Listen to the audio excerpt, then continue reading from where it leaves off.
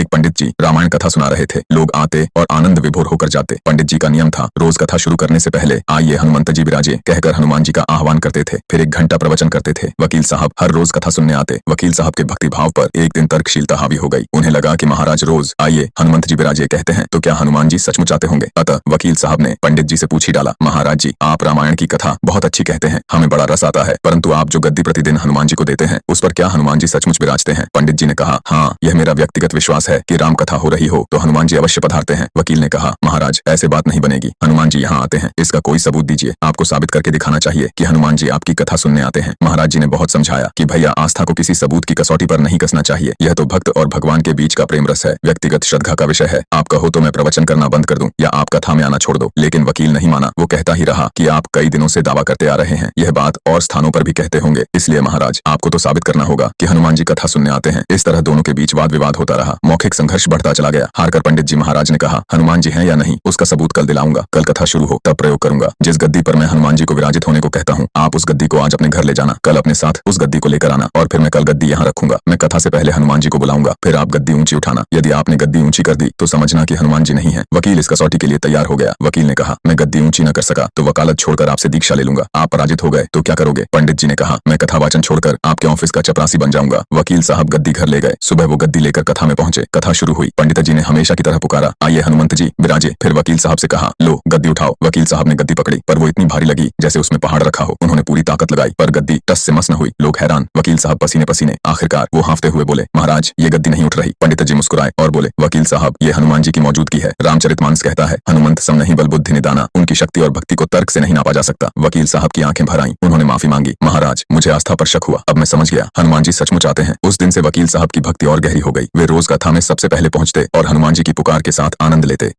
दोस्तों कमेंट में श्री राम भक्त हनुमान की जय जरूर लिखें।